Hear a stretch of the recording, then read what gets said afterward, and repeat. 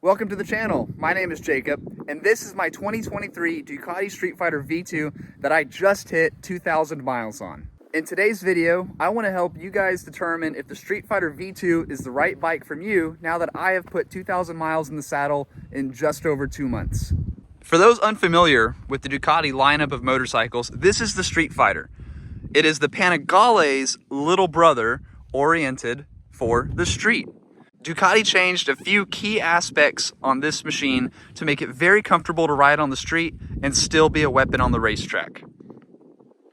Starting from the top and working our way down, they've removed the clip-ons and installed nice wide set, very positive control handlebars. The seat is slightly flatter and a little bit more comfortable, and the foot pegs are also moved slightly forward and down compared to where they normally would be on the Panigale. These 3 points really promote a very comfortable and confident riding position on this bike. We're gonna do a little bit of riding through the twisties so y'all can see it moving, and then we'll go do some city riding and we can see how it performs stoplight to stoplight. Ladies and gentlemen, friends and family, time to get on the bike. Let's swing a leg over the Streetfighter V2. And immediately you'll find the seat is very comfortable.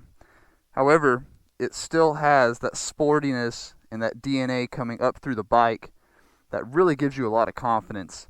Getting on the bars, you lean slightly forward, which does really help with the airflow coming at you while you're moving on the highway.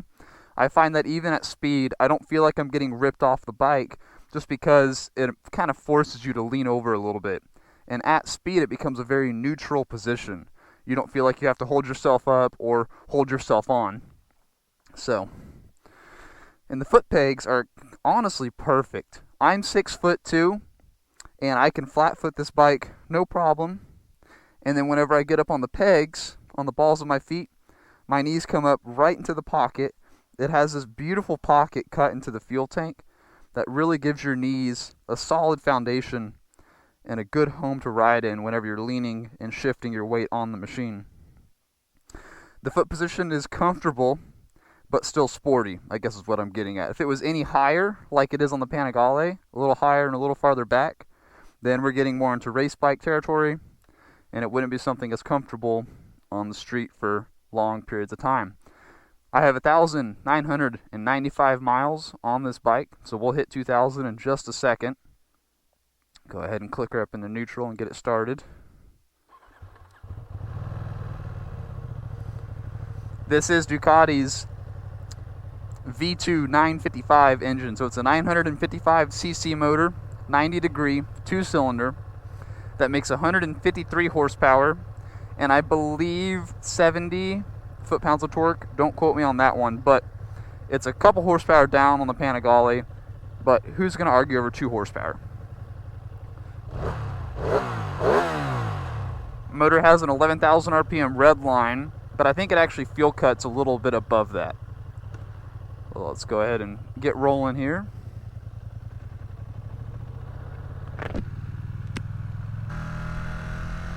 I think my favorite part about this bike is it just promotes confidence and just is begging to be ridden faster and faster. I mean, immediately you feel very at home with the bike, if you will. You don't really have to get used to its quirks. It just does one thing and one thing really good. The brakes are incredibly confident and engaging. And every time you have a stop, you feel like you could just use more and more.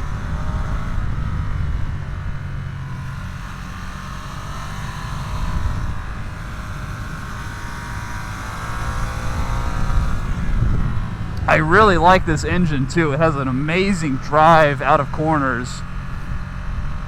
And it doesn't need to be wound up, but you can feel the power really come on strong after about 8,000 or maybe 8,500 RPM.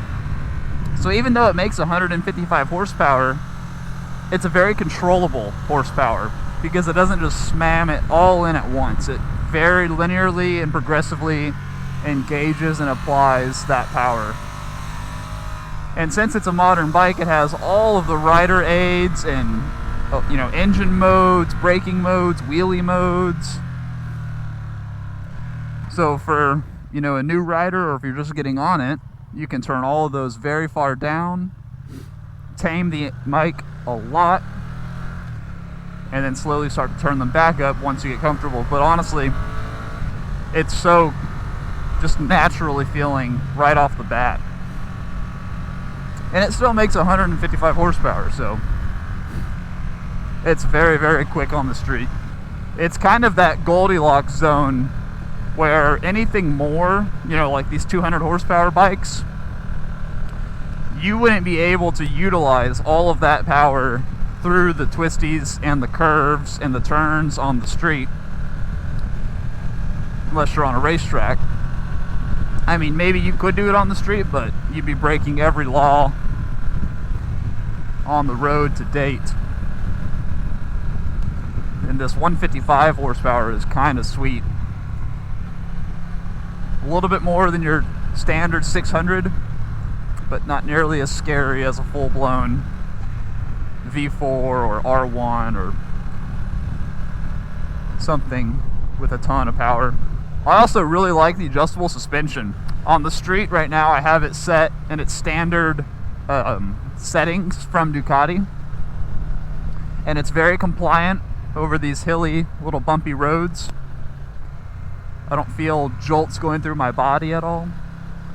And then whenever I do my track days, I just set the setting to what Ducati asks you to set it to in their owner's manual, and it's an immediate difference.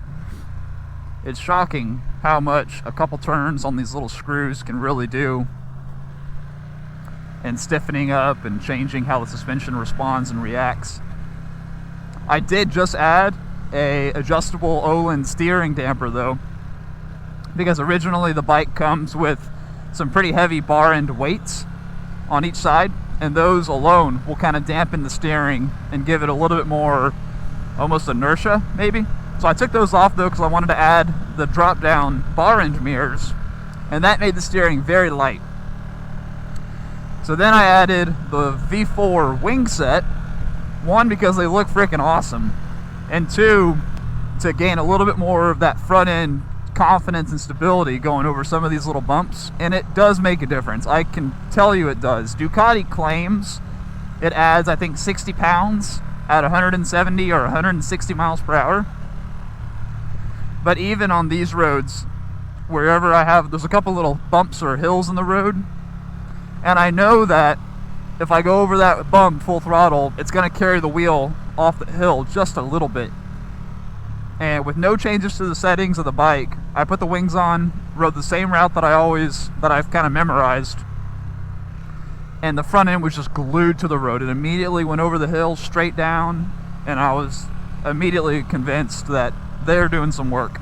But the original steering dampener from Ducati is non-adjustable, and it's valved and set up to match without the wings and with the bar end weights. Well, I took off the weights and added the wings, so I didn't feel like it was exactly in tune. Like, I have so many different components that I had messed with that the steering dampener wasn't totally in tune with how it was supposed to be. So I got the adjustable one to give me some tweaks and whatnot so that I can play with on the racetrack.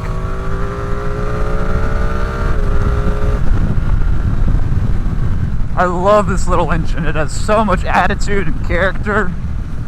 It pops on D-cell, it revs out super nice and smooth.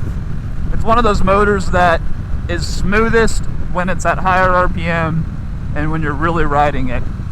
Putting around town, it's not bad at all. It's very, very obviously reliable. It's a 2023 motorcycle. It should be extremely reliable. However, at higher RPM, it just is, it's blissful. This little Ultima's carrying some pace through here.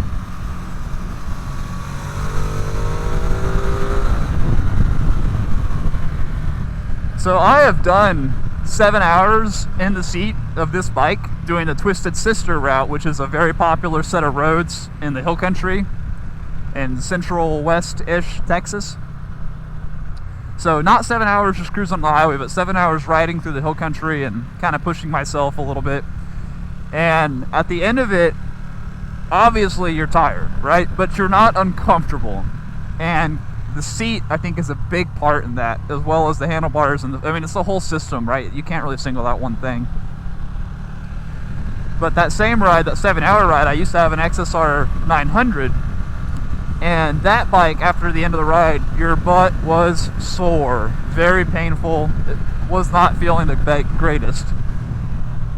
And I've noticed the Ducati seat on this V2 is extremely comfortable, even after doing 7 hours or so in the saddle. Muscles are tired just from riding at pace, but you're not in pain and nothing is sore. It's all just so natural. And that's what I like most about the bike, is just how natural all of the inputs are with it. It's just intuitive. The quick shifter is awesome. However, sometimes it's still fun to use the clutch and to give it a little rev match. So let's go now, hop into the city area and kind of cruise down Main Street, stoplight to stoplight on the V2, and show you guys some of its street manners. Whenever you're in town, the Streetfighter definitely reminds you it's still a Ducati. It's hot. It's 70 degrees outside right now. The bike's 187 degrees currently, but we are moving right now. And already the seat is warm, and side of my legs of the jeans, you can feel the heat. However, it's not a painful heat. It's nothing that makes me uncomfortable or sweaty or extra sweaty. And in the wintertime, it was actually kind of convenient to have my own little built-in butt warmer. I am in San Antonio, Texas, so in the summers, if it's a sunny day, we'll be 95 to 100 degrees. So I'm very curious to see how it does at that point. However, what I have experienced so far is just general warmth. It's nothing uncomfortable other than you're just reminded of the fact that, hey, my butt's a little warm.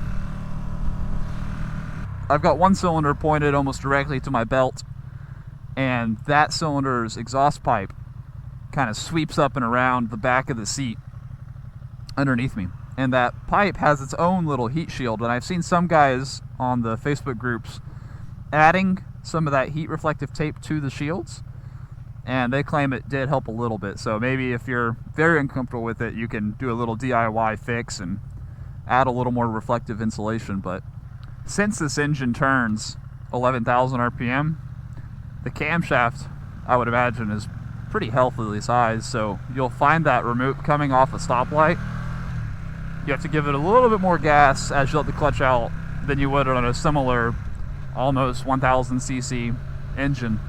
I remember the XSR 900 with its 890 something cc. You could just roll the clutch out all by yourself and the bike would move almost with no hesitation. Whereas the Streetfighter definitely needs a little bit of gas to help it going, otherwise it'll stall for sure. But just one of those small things that you get used to.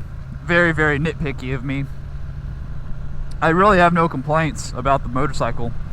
It does all the right things that it should, and just very, very pleasant and enjoyable to ride. If there was anything I could change on it, it would be a cruise control system. However, I don't miss it. It would be nice to have, but I don't miss it. The old XSR 900, it had cruise control. It was an amazing convenience to have whenever we were going on a longer ride, or where we wanted to ride. It was a couple hours away, so we had to jump on the highway for a little bit. I don't miss it, but I wish I had it, if that kind of makes any sense at all. Being that it is a track-oriented, super sporty motorcycle, you know, at the racetrack you don't need cruise control, so why bother? I've heard rumors that Ducati's going to add it in 2024 or 2025, and if they do, that's awesome. That's great, but it's not going to change the world, for me at least. Because I feel like with this bike, you know, you get it for the sportiness. You didn't get it for cross-country travels where you would want or require cruise control. And same thing with the heat. You know, that's kind of the nature of having this type of engine setup and this type of bike. There's just not much to do to get around it. The V4s are even worse, but it's all about compromises. Still very easy and very friendly to just put around town with.